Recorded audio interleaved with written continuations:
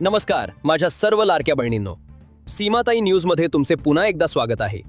बहिणींनो, आज 23 जानेवारी झाली आहे आणि सोशल मीडियावर एक बातमी वाऱ्यासारखी पसरत आहे की 26 जानेवारीला लाडकी बहीण योजनेचे पैसे तुमच्या खात्यात जमा होणार आहेत।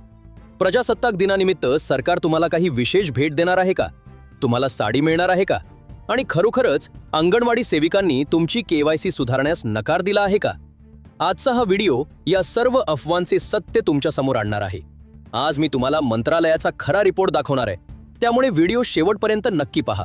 26 जानेवारीला पैसे आणि साडी मिळणार का? बहिणींनो, सर्वात आधी बोलूया 26 जानेवारीच्या पेमेंटबद्दल। तुम्ही अनेक व्हिडिओ पाहिले असतील ज्यात दावा केला जातोय की 26 जानेवारीला पैसे येणार आहेत, पण सीमाताई न्यूज तुम्हाला सांगू इच्छिते की गेल्या वर्षी 2025 मध्ये 26 जानेवारीला काही विशेष वितरण झाले होते आणि लोक तेच जुने व्हिडिओ दाखवून तुमची दिशाभूल करत आहेत। आता राहिला प्रश्न साडी किंवा उपहाराचा। बहिणींनो, सध्या तरी सरकारकडून लाडक्या बहिणींना साडी किंवा कोणतीही विशेष भेट देण्याबाबत कोणताही अधिकृत GR म्हणजेच सरकारी आदेश आलेला नाही। त्यामुळे 26 जानेवारीला साडी मिळणार किंवा पैसे येणार या निव्वळ अफवा आहेत, त्यावर विश्वास ठेवू नका। आता बोलूया KYC सुधारणेबाबत। अशी बातमी येत होती की अंगणवाडी सेविकांनी KYC दुरुस्त करण्यास नकार दिला आहे।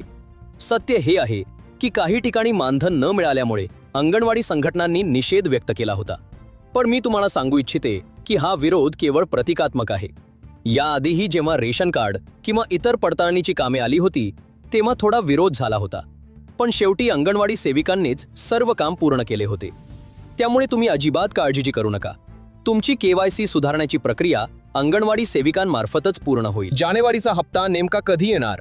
जर 26 जानेवारीला पैसे येत नसतील तर मग कधी येणार? बहिणींनो, जसे की तुम्हाला माहीत आहे, 5 फेब्रुवारीला महाराष्ट्रात निवडणुका होणार आहेत। निवडणुकांपूर्वी सरकार नेहमीच महिलांना खुश करण्यासाठी हप्ता जारी करते। मंत्रालयातून मिळणाऱ्या संकेतांनुसार जानेवारीचा हप्ता 1 फेब्रुवारी ते 5 फेब्रुवारीच्या दरम्यान कधीही तुमच्या खात्यात येऊ शकतो। त्यामुळे कोणत्याही जुन्या व्हिडिओवर विश्वास ठेवून गोंधळून जाऊ नका। जसा अधिकृत आदेश येईल, सीमाताई न्यूज तुम्हाला सर्वात आधी कळवेल। ज्या बहिणींची KYC चुकीची झाली आहे त्यांनी सध्या आपल्या अंगणवाडी सेविकेच्या संपर्कात राहावे।